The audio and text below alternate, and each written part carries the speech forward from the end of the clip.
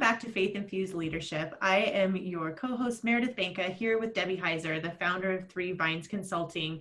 And I'm excited for our topic today because it's honestly something that as a leader, I wish somebody would have told me in the early days, right? And that's really around the idea of being present and paying attention in leadership. So Debbie, tell me about your thoughts on these topics. Yeah, so sometimes the weirdest things happen to me that create these thought processes for me to share with everyone. And I was sharing with Meredith before we got on, I have not been to the dentist at my normal time because of COVID. And I moved to North Idaho 6 years ago. And ever since I moved to Idaho, I haven't felt like I had the same type of care that I had in Kansas City, where I'm from. And I switched dentists, and this isn't a downer to my previous dentist.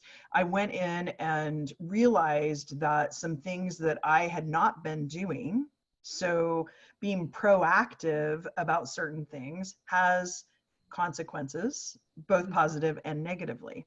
And so certain things that I had not been doing, that I need to dig the water pick back out from underneath the sink, right, and start using that, it just creates some impact. And so I want to look at that, and then also maintenance, because as a leader, it's so critical. And I can't tell you how many conversations I've had with business owners and people in leadership and organizations around taking the time to proactively get to know your people, to proactively create trust and this container of safety, to proactively do things in your leadership that then when crisis happens, which are, we had this previous podcast about crisis management, that when crisis happens, that then it moves so much quicker and you're able to maintain high levels of productivity. Mm-hmm. But if you're not taking care of those things, and these are disciplined kind of daily things or weekly things that you would do, it just creates such a different atmosphere. And it's not like you're then going to cram for a final. It has to be some consistent things that are done, even to the point where you think about how to recognize people. Mm-hmm. I just hired an executive assistant, and one of the questions I asked her was, how do you like to be recognized? And, making sure it's not necessarily something that I do every week at a certain set time, but it's, hey, as things happen, shooting a little note or sending something in the mail, or if I work with them in an office, leaving a note on their desk, or, I'm not promoting tooth decay since I'm talking about dental as the analogy, but, even like $100,000 bar, I would go get a candy bar and say, you're worth $100,000. Thanks for all your help. Just things like that to maintain and to be proactive about things. It goes back to, there's a book that I read called The Power of Positive Engagement, and I highly recommend it. And they talk about, if you had a copy machine and you kept that copy machine running 24/7 all the time, then when it blows up, the maintenance of that and you're probably going to have to replace it, versus if you would have maintained it and stopped the production for just a small amount of time and done some maintenance, you get a longer shelf life of that copier. And that's really what I'm wanting to talk about today. Yeah, well, as leaders, don't you find that people, we get very heads down, in what it is we need to do.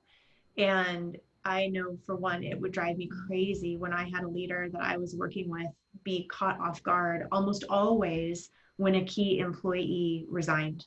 Yeah. And so what you're talking about is making me think of that. And I think a goal is to not ever be surprised. I mean, certainly there are things we cannot control, but there are so many things that we can by being proactive. And that's the piece that I wasn't ever, no one ever shared that with me as a leader. That was one I figured out on my own after a few too many surprises, was, wait a minute, I need to be thinking further down the line than just, next week or next month or even next year. I need to give myself time for scenario planning. And then I also need to check in with my people, right? And so for leaders that are feeling like, how can I possibly do that too, Debbie? How can I be proactive when I've already got so much on my plate I'm trying to, manage in my peer group of leadership, trying to manage a staff or manage a team or manage a company or business. And now you're telling me that I need to take the time to be proactive. I mean, that's just going to push me over the top. It would if you look at your calendar, but if you start, and there will be a pinnacle, right, where you're dealing with some of the day-to-day stuff and then trying to be proactive at the same time. But when you do those proactive measures, that increased spike of feeling like you're overwhelmed and having all this stuff to do will hopefully level out. And there are some very simple tools. This is an old management tool, but it's so effective. If you own a store, you are part of an organization that you lead a team of people. If you are leading virtually right now, even there are ways to do this where I always tell people plan for interruption in your day, because when you're not able to be interrupted, then you're not creating that safety for people to come in and chat with you. There are times that you have to say, look, I have these 2 hours, I can't be interrupted. But a good one is this management by walking around. Mm-hmm. I think I've referred back to Bob Walsh, who was the president of Sprint Publishing and Advertising at the time, but he did this every Thursday. And granted, it was a multi-level building that he would go to. And so he typically spent from 3 to 5 on a Friday, just walking around, talking to people, very personable guy. But that was the way he kept a pulse on things of what was really going on. And really understanding, and it created this open atmosphere then too for people to stop and say hi to him, or discuss a problem with him, or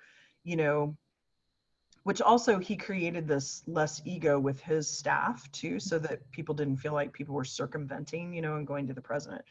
But that's one very easy, quick way, and you don't have to schedule 2 hours depending on the size of your organization. And it's also about having one-on-ones with your people. If you're a leader in an organization, setting up one-on-ones. If you have 12 people that you're leading, you don't have to do them all on the same week.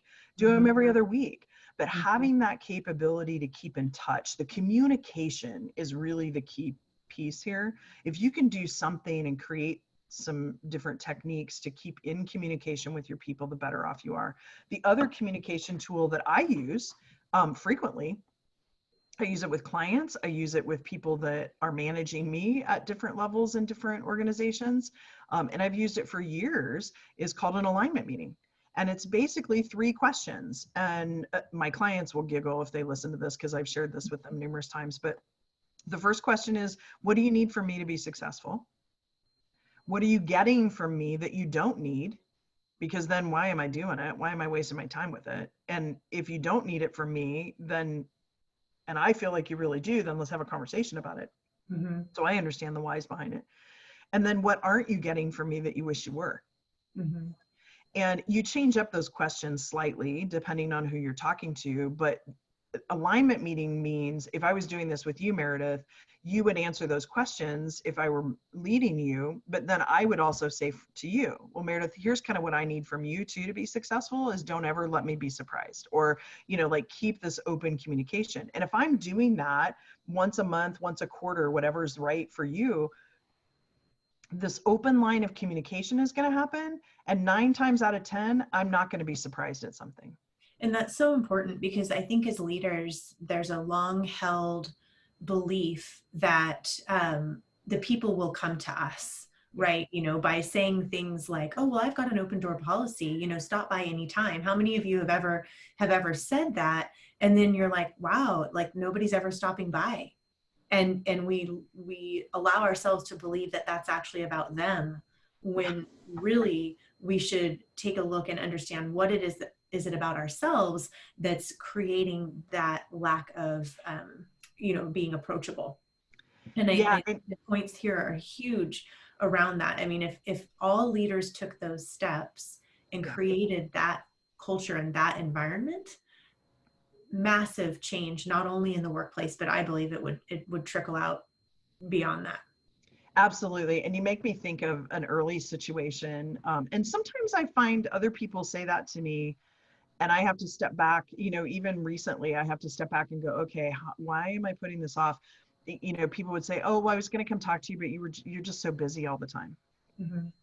And early on in my career, I had someone say to me, you know, stop saying you have all this stuff to do, because then it makes you unapproachable. So there's even things that you may be doing that you're just not even aware of that create this approachability or non-approachability, that people just don't come to you because they think you're busy, or you have your door closed, or, you know, I had one leader I worked with one time, and she's like, I don't understand why people don't come into my office. I said, well, your door's closed all the time.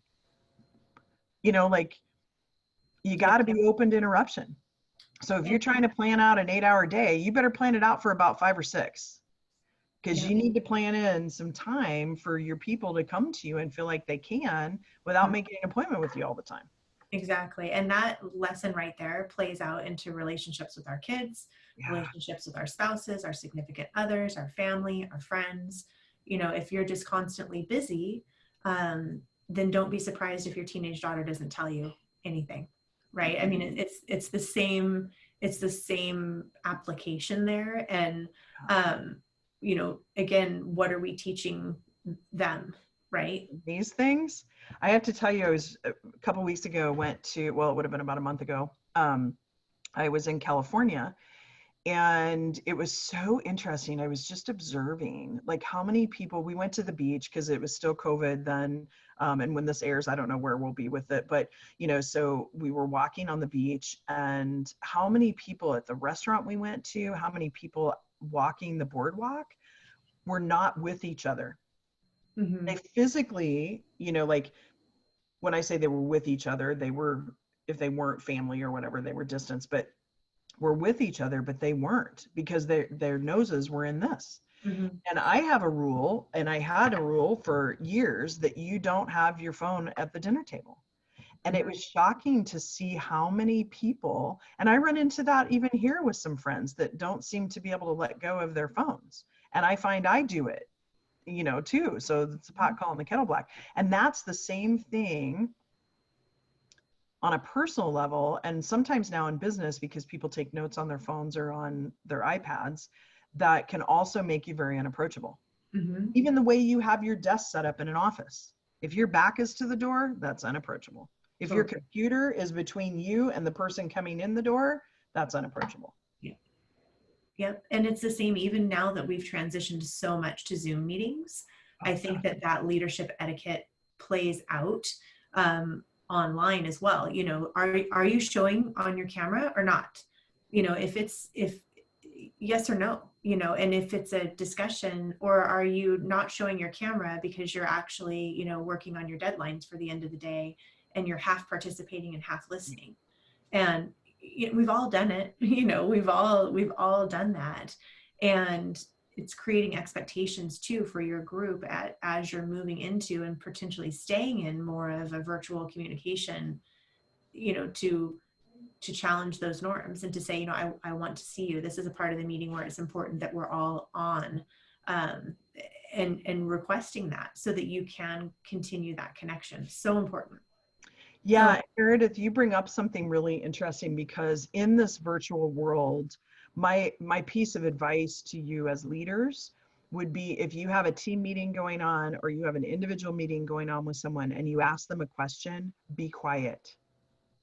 mhm. Don't like silence, but be quiet, because it's almost, it reminds me of teaching sales to people about objections. And, you know, the first one to speak loses, was the old Mhm. adage years ago. And meaning that if I feel uncomfortable with the silence and I speak for them, I'm never going to get the real story. Mhm. And so in this virtual environment, it's so much more critical that you stop. And also because it takes people a second to unmute themselves, but that you allow for that silence. Mhm. And if you're in a group situation, I've done this on my board meetings, where I just won't say anything because the whole group is being quiet. And the minute I speak, I get my opinion, not anybody else's. Mhm. Yeah, exactly. Exactly. Well, any further thoughts on this concept of being proactive and also maintaining, um, you know, keeping up the maintenance end from a leadership perspective? Yeah, I would just say to your overwhelmed thought earlier, Mhm. that just build in a little something every day until you start to see the value, because you have to be motivated to do that. And the way you're going to be motivated to do that is you see the value in it. You're dealing with crisis after crisis after crisis, potentially, if you own your own business or if you're leading people, all these different things that are deadline driven that you need to produce. But if you can just do one little thing every day, you will see where then you're not dealing with crisis because you've handled the crisis before it happens. Yeah. But you have to get to that point where you see the value in that. So just try one thing to start out with. That's a great tip. That's a great tip. Well, for this episode of Faith Infused Leadership, I am your co-host, Meredith Banka, here with our host, Debbie Heiser. And if someone wanted to reach out to you and just learn a little bit more about what you do, Debbie, what would be a good place for them to do that? Yeah, I would say follow me on Instagram or Facebook. Also out on my website, www.3vconsulting.com. And hopefully we can chat again sometime. Fantastic. Well, we will see you all again the next time. Take care. Thanks.